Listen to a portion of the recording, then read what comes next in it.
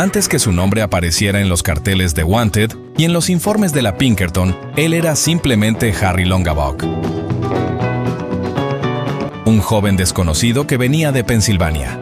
Nada indicaba que aquel muchacho común se convertiría en el pistolero que el mundo recordaría como Sundance Kid. Pero una sucesión de decisiones, fugas y alianzas lo empujaría lejos de la vida ordinaria y lo llevaría al centro de la historia del crimen en el Viejo Oeste.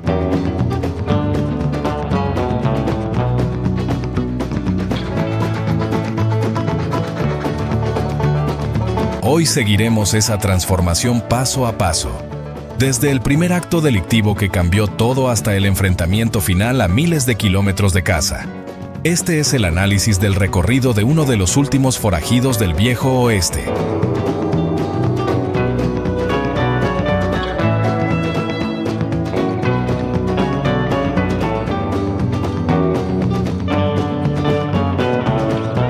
Bienvenido al canal La Historia detrás de la foto. El nacimiento de un forajido. El nombre que resonaría en los saloons y en las oficinas de la Pinkerton no era el que recibió al nacer. Él no nació Sundance. Nació Harry Alonso Longabaugh en 1867, en Montclair, Pensilvania. El menor de 5 hijos de Josiah y Annie Longabaugh, el joven Harry creció en un hogar bautista devoto, muy lejos del polvo y del acero del Viejo Oeste. La vida en Pensilvania no lo retuvo. En 1882, con apenas 15 años, Harry Longabaugh hizo lo que tantos otros jóvenes de la época hicieron. Partió hacia el oeste. Viajó con su primo, George Longabaugh, en busca de trabajo y tal vez de aventura. Encontró lo primero mucho más rápido que lo segundo. La vida en el oeste no era una novela. Era trabajo duro. Harry consiguió empleo como peón, un cowboy, trabajando en varios ranchos en los territorios de Wyoming y Montana. Era solo otro rostro anónimo, aprendiendo a manejar ganado y caballos bajo el sol implacable. Durante 5 años, fue un trabajador rural. Pero en 1887, algo cambió. Cerca de la ciudad de Sundance, en Wyoming, Harry, ahora con 19 años, tomó una decisión que definiría el resto de su vida. No asaltó un banco, no robó un tren, hizo algo mucho más común, pero igualmente ilegal en el oeste: robó un caballo. Los registros son claros. Longabaugh robó un caballo gris, una silla y, según algunos informes, un revólver del Three Bappy Ranch. No fue una fuga espectacular, fue rastreado, capturado por las autoridades locales y llevado a juicio. El 4 de agosto de 1887, ante el juez William McGinnis, Harry Longabaugh se declaró culpable del cargo de grand larceny, hurto calificado. La sentencia fue de 18 meses de prisión. Cumplió su condena en la cárcel del condado de Crook, en la ciudad de Sundance. Fue allí, entre las paredes de la prisión, donde nació el nombre. Cuando Harry Longabaugh salió de la cárcel, el 20 de febrero de 1889, ya no era solo Harry, era el Sundance Kid. El apodo, una marca de su primera condena y fracaso, se convirtió en su identidad. Tras su liberación, Longabaugh parece haber intentado brevemente llevar una vida honesta. Viajó hacia el norte, llegando a Alberta, en Canadá, donde trabajó en el renombrado Bar U Ranch, uno de los ranchos más grandes del país. Allí lo recordaban como un buen peón, competente con los caballos. Pero la vida de cowboy pagaba poco y exigía mucho. La atracción del dinero fácil, o quizás la falta de otras oportunidades para un exconvicto, pesó más. A principios de la década de 1890, el Sundance Kid había vuelto al mundo del crimen. En 1892, su nombre fue asociado con un robo de tren cerca de Malta, Montana. Pero los historiadores discrepan sobre su verdadera participación. Aunque fue acusado junto con otros, como Harry Bass, no existe consenso sobre su implicación directa. Esta vez, Longabaugh no fue atrapado. Evadió la captura y su estatus de forajido comenzó a solidificarse. Pasó los años siguientes a la deriva, moviéndose entre los refugios de forajidos, como el famoso Hole in the Wall en Wyoming, Era un escondite natural, una red de cañones y pasajes donde las bandas podían ocultarse y reabastecerse, lejos de los ojos de la ley. Fue en este submundo donde el Sundance Kid, ahora ladrón de caballos y sospechoso de robo de tren, conocería al hombre que transformaría su trayectoria de un criminal común en una leyenda. Hacia 1896, cruzó su camino con Robert Leroy Parker. Parker era carismático, inteligente y un estratega. El mundo lo conocía por otro nombre, Butch Cassidy. La unión del callado y veloz con el revólver, Sundance Kid, con el cerebro estratégico de Butch Cassidy, formó una de las asociaciones más infames de la historia estadounidense. La era de la Wild Bunch, la pandilla salvaje, estaba a punto de comenzar. Los años de la gangue salvaje, Wild Bunch. La unión de Harry Sundance Kid Longabaugh con Robert Leroy Parker, Butch Cassidy, hacia 1896, no creó la Wild Bunch de inmediato. El término Wild Bunch era en realidad un nombre genérico usado por la prensa y las autoridades para describir a un grupo fluctuante de forajidos que gravitaba alrededor de Cassidy. Este grupo incluía ladrones notorios como Harvey, Kid Curry, Logan, Ben, The Tall Texan, Kilpatrick y Will Carver. Sundance no era el estratega, ese papel pertenecía a Cassidy. Longabaugh era el pistolero, el hombre de acción silencioso y, según todos los relatos, rápido y peligroso. El 13 de agosto de 1897, la banda realizó un golpe audaz en el banco de Montpelier, Idaho. Aunque los testimonios de la época son confusos respecto a quién era quién, la mayoría de los historiadores coincide en que Cassidy, Longabaugh y posiblemente Kid Curry participaron. Entraron al banco a plena luz del día, redujeron al cajero y huyeron con entre $5,000 y $7,000 en oro, plata y billetes. La fuga fue clásica de Cassidy. Caballos situados estratégicamente a lo largo de la ruta permitieron que desaparecieran antes de que se organizara un grupo de persecución. Tras el golpe en Montpelier, Sundance y Cassidy se separaron temporalmente, una práctica común para despistar a los agentes de la ley.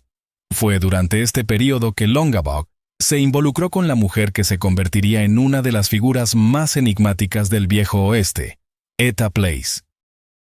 La historia de ella es casi un vacío. No existen registros confirmados de nacimiento, matrimonio o muerte. El nombre Etta Place es casi con certeza un seudónimo. No hay evidencia de conexión con el apellido materno de Longabaugh. Esa hipótesis es especulativa. Los historiadores suponen que pudo haber sido maestra, prostituta de un burdel de lujo en Fort Worth, o quizá un antiguo amor. Lo que los registros históricos sí confirman es que a finales de la década de 1890, ella era la compañera constante de Harry Longabaugh. La banda se reunió para lo que se convertiría en uno de sus asaltos más infames.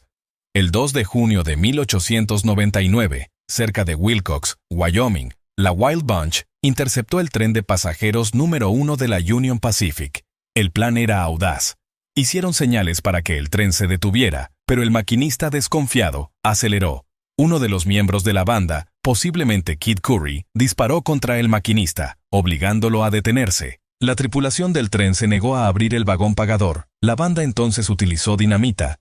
La primera carga fue demasiado fuerte, destruyendo gran parte del vagón y lanzando dinero y bonos por el aire.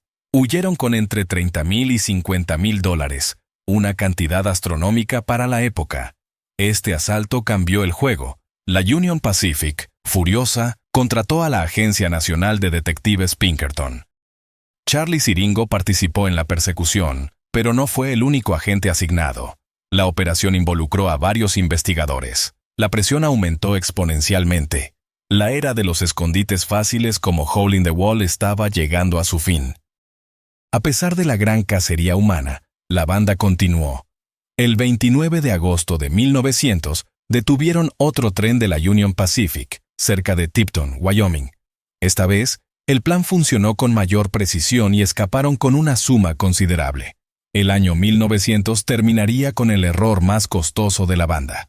En diciembre, sintiéndose confiados y con los bolsillos llenos, Butch Cassidy, el Sundance Kid, Will Carver, Harvey Logan y Ben Kilpatrick se reunieron en Fort Worth, Texas. En un acto de pura arrogancia, entraron al estudio del fotógrafo John Swartz y posaron para un retrato. Vestidos con trajes elegantes y sombreros bombín, Parecían banqueros, no forajidos. La foto fue exhibida con orgullo en la vitrina del estudio. No pasó mucho tiempo antes de que un agente de la ley la reconociera. La agencia Pinkerton finalmente tenía lo que más deseaba: un retrato nítido y de alta calidad de los rostros de los hombres más buscados de América. El cartel de Wanted fue distribuido por todo el continente. El anonimato había terminado. El viejo oeste se estaba cerrando, y el mundo se estaba volviendo demasiado pequeño para Butch Cassidy y el Sundance Kid. La huida hacia la Patagonia. La fotografía de Fort Worth, tomada en noviembre de 1900, fue un error catastrófico. El detective de la Pinkerton, no específicamente Charles Siringo, sino autoridades locales que reconocieron la imagen, obtuvo una copia y, por primera vez, la agencia tenía fotos claras de los rostros de Butch Cassidy y del Sundance Kid. Carteles de Wanted con sus fotos fueron impresos y distribuidos por todo el país, elevando drásticamente el precio por sus cabezas y haciendo el anonimato imposible. El viejo oeste estaba muriendo, reemplazado por líneas telegráficas, ferrocarriles más rápidos y una aplicación de la ley cada vez más organizada. Al darse cuenta de que el cerco se cerraba, Butch Cassidy comenzó a planear una ruta de escape, pero la banda necesitaba dinero para desaparecer. El 3 de julio de 1901, realizaron su último gran asalto juntos en suelo estadounidense. La banda, incluyendo a Cassidy, Sundance y Kid Curry, detuvo un tren de la Great Northern Railway cerca de Wagner, Montana. Hicieron estallar el vagón expreso, y según los informes de la compañía ferroviaria, huyeron con entre $30,000 y $40,000, parte en billetes no firmados del National Bank of Montana. La persecución fue inmediata e intensa, pero la banda logró escapar una vez más, dividiéndose y dirigiéndose a escondites separados. Para Sundance Kid y Butch Cassidy, este fue el final del camino en los Estados Unidos. El plan de Cassidy era usar el dinero para comprar tierras en América del Sur, un lugar que imaginaban como una nueva frontera, libre de la Pinkerton. En febrero de 1901, Harry Longabaugh, su compañera Etta Place y Butch Cassidy, que ahora usaba el seudónimo de James Ryan, se reunieron en Nueva York. La ciudad de Nueva York era el lugar perfecto para pasar desapercibidos. Lejos del polvo de Wyoming, se hicieron pasar por ciudadanos adinerados. Los registros históricos confirman sus actividades. Harry y Etta, comportándose como una pareja sofisticada, visitaron el estudio fotográfico de Young, en Broadway, donde posaron para un retrato elegante. Longabaugh también fue a la famosa joyería Tiffany & Company, donde compró un reloj de pulsera caro, un lujo inusual para un cowboy, pero perfecto para el disfraz de un próspero ganadero. El 20 de febrero de 1901, el trío embarcó en el vapor británico Herminius. Los registros de pasajeros listan a James Ryan, Cassidy, y a señor y señora Harry Place, Sundance y Etta, usando él el apellido de ella como coartada matrimonial. El barco partió de Nueva York con destino a Buenos Aires, Argentina. Dejaban atrás el siglo XIX, la Wild Bunch y los carteles de Wanted, navegando hacia una supuesta jubilación. Llegaron a Buenos Aires en marzo. Argentina, en ese entonces, incentivaba la inmigración y el desarrollo de sus vastas tierras del sur. El trío se presentó ante las autoridades como estadounidenses interesados en la ganadería. Con el dinero del robo de Wagner, viajaron hacia el sur, a la vasta y aislada región de la Patagonia. En la provincia de Chubut, cerca de la pequeña villa de Cholila, a los pies de la cordillera de los Andes, encontraron lo que buscaban. Adquirieron un terreno de aproximadamente 1.500 hectáreas, alrededor de 3.700 acres. Los registros de tierras locales muestran la transacción.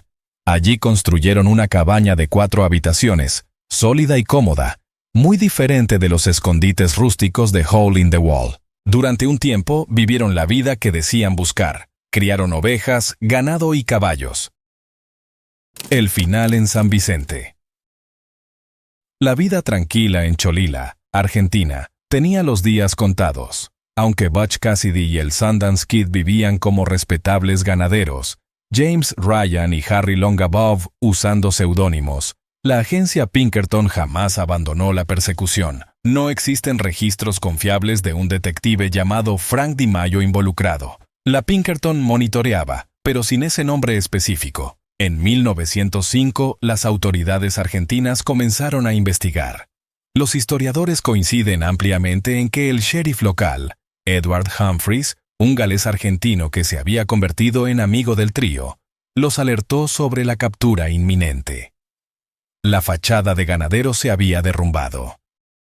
El 1 de mayo de 1905, vendieron apresuradamente el rancho de Cholila y huyeron. Necesitando fondos, 2 gringos habla inglesa asaltaron el banco de Tarapacay argentino en Río Gallegos, a cientos de kilómetros al sur. Aunque este robo suele atribuírseles, los historiadores Daniel Buck y Ann Meadows presentan evidencia de que probablemente no fueron Cassidy y Sundance, pues las descripciones no coincidían. Sin embargo, las autoridades argentinas creyeron que eran ellos. Ahora eran buscados en todo el país. Sundance, Cassidy y Etta Place cruzaron los Andes y huyeron hacia Chile. Pasaron un tiempo en Valparaíso, pero la vida de fugitivos estaba cobrando su precio. En junio de 1906, Etta Place, posiblemente enferma, algunos relatos sugieren apendicitis, embarcó en un barco desde Valparaíso hacia San Francisco. A partir de este punto desaparece completamente de los registros históricos, nadie sabe con certeza qué fue de ella. Solos, Cassidy y Sundance se dirigieron a Bolivia, llegando alrededor de 1906. Bolivia era el viejo oeste de América del Sur, montañosa, aislada y en medio de un auge de la minería del estaño. Irónicamente, los 2 notorios ladrones de trenes consiguieron trabajo en la mina de estaño Concordia, como guardias de nómina y cuidadores de mulas. Eran conocidos por sus seudónimos como James Ryan, Cassidy y otros nombres inciertos atribuidos a Sundance. Durante casi 2 años parecieron mantenerse en la línea, pero en noviembre de 1908, la vieja vida los llamó. El 3 de noviembre atacaron a un mensajero llamado Carlos Peró, quien transportaba la nómina de la compañía minera Aramayo, Franque y Cía. El robo, ocurrido cerca de Quechisla, fue decepcionante. La mayor parte del dinero no estaba con Peró. Huyeron con lo que llevaba y, crucialmente, con la mula de la compañía, que llevaba el sello de la marca Aramayo. El 6 de noviembre de 1908, los 2 gringos cansados llegaron a la pequeña y desolada aldea minera de San Vicente, en lo alto de los Andes, alquilaron una habitación en una pequeña pensión de adobe. La mula marcada con la insignia de Aramayo, dejada afuera, fue reconocida de inmediato. Se envió una alerta por telégrafo. Esa noche, un pequeño destacamento de soldados bolivianos rodeó la casa. El nombre del comandante no está confirmado en los registros oficiales. Lo que ocurrió después se reconstruye a partir del informe militar boliviano. Los soldados anunciaron su presencia. Los estadounidenses respondieron con disparos. Un intenso tiroteo estalló en la oscuridad helada. Un soldado murió y otro resultó herido. De repente, los disparos desde el interior cesaron. Entonces, en el silencio, los soldados escucharon un grito de agonía, seguido de un solo disparo. Momentos después, un segundo disparo resonó. Los soldados, temiendo una trampa, esperaron hasta el amanecer del 7 de noviembre. Al entrar cautelosamente en la casa, encontraron a los 2 hombres muertos. El informe oficial concluyó que uno de ellos, probablemente Sundance, había sido gravemente herido durante el tiroteo. El otro, probablemente Cassidy, viendo a su compañero morir, pudo haberle disparado para acabar con su sufrimiento antes de seguirlo en la muerte. Pero esa versión jamás fue comprobada. Los cuerpos fueron trasladados al cementerio local de San Vicente y enterrados en una tumba sin nombre, identificados solo como Yanquis desconocidos.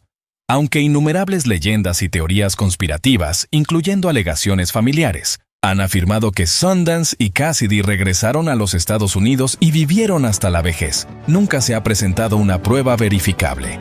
El consenso abrumador de los historiadores, basado en la evidencia documental boliviana, es que la leyenda de Harry Sundance Kid Longabaugh terminó, de hecho, en aquella cabaña de adobe en San Vicente.